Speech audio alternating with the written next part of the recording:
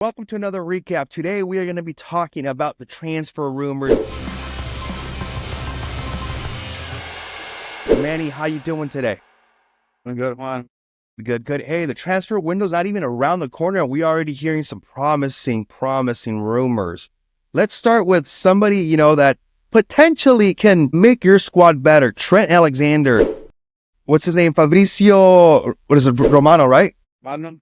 Yeah, said, here we go to Trent Alexander today. How does a Real Madrid fan feel about this rumor? I'm excited. Hopefully it works out the way that we're expecting it to. But, he's got his pros and cons. I wouldn't say Trent's the best defender in the world, but, he contributes a lot to the attacking side. Right. After Carvajal's injury, it's been hard to substitute him. You have Valverde, which does a great job, but ultimately you don't want him playing as a right back. You want him playing in the middle. Then you have Lucas, which is midfield in the world.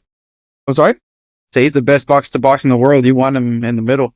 You want him in the middle. I don't agree with that, but yeah, you want him in the middle. Then you have Lucas, who's good going forward, but is horrible going back. But Lucas was never a right back. He was always a wing. He was always a winger when he came up. So now you have somebody like Trent, who is not a Carvajal, because Carvajal, first of all, he's a unique player that is both good in defense, both good in offense, and he brings his leadership to the team that it seems like it needs right now. So what are the pros that you get with Trent, and what are the cons that you get with Trent?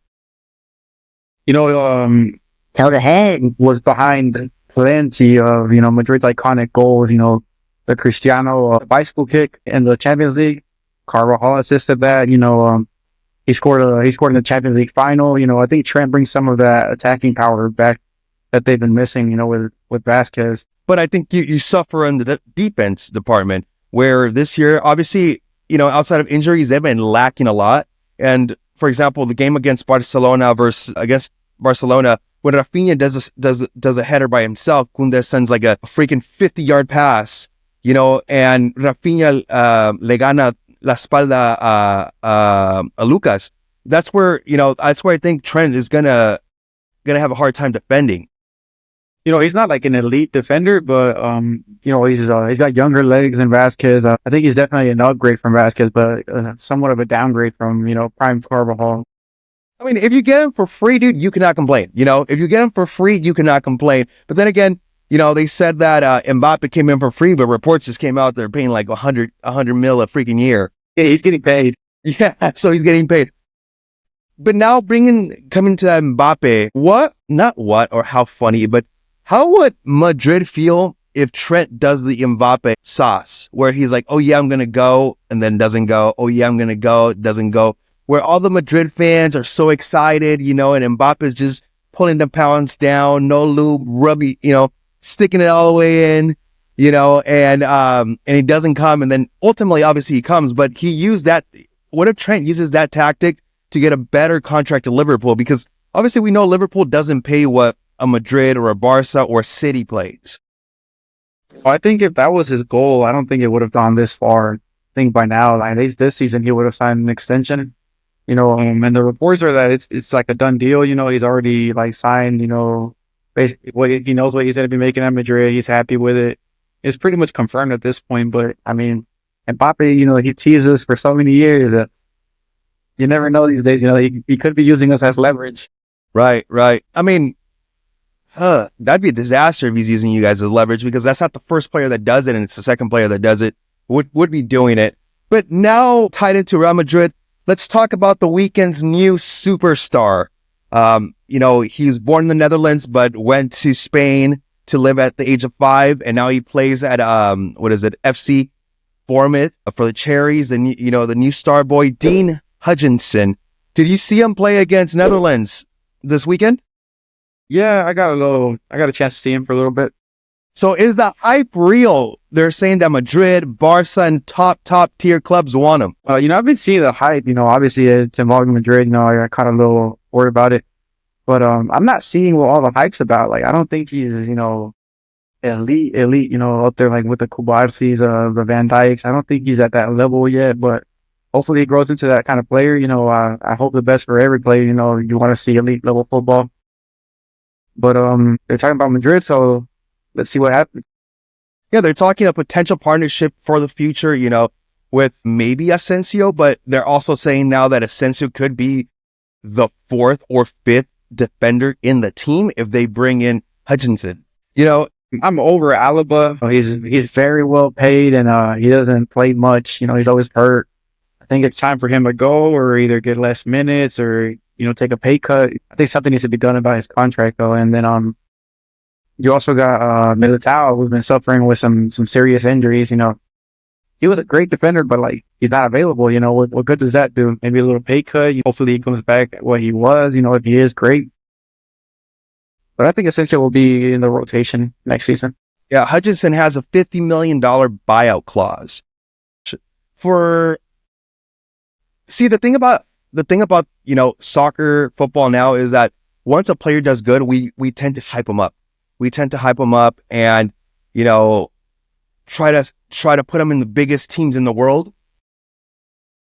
It can be where he's been from different teams where he wasn't really playing, and now he's playing in the Premier League. I think he's a starter for Bournemouth. So that can be a good sell for Bournemouth at $50 million release. Do you think he's worth the $50 million release clause? Especially as a defender, but if he grows into what people are saying, it could be, but it's a big gamble. That's true. I mean, would you mind seeing him in your defense? In your defense, especially because he's very tall. He's a very tall defender. He's good with his feet, with both left and right. It seems like he also has speed. So it seems that he can grow into potentially a very good player. Madrid's got the budget for it, and if Bournemouth's willing to negotiate, he could be a good signing in the long run. But that 50 million is a big ask. It is a big ask. But like you said, Madrid has their budget. Let's talk about a team that does not have a budget. Barcelona. Barcelona is now trying to negotiate for an extension of Frenkie de Jong's contract for 2029. They're trying to work the same deal they work with that out, where there's a lot of deferred money that it's still owed to Frenkie de Jong. A lot of people are saying, Frankie's making like $30 million a year net, but it's not that he's making $30 a year net just based off his contract. It's a lot of deferred monies. Barcelona is trying to renew de Jong to 2029, but eliminate the money that's owed to him and bring down his salary, his base salary, but he could potentially make up to what he's making right now with performance clause. If you were Laporta, if you were Barca fan, would you be like, and what you're seeing of Frenkie de Jong right now, would you be like, yeah, let's sign him to that type of contract, or let's extend the contract he has because he's finally showing a lot of what we've been waiting for the last 4 or 5 years?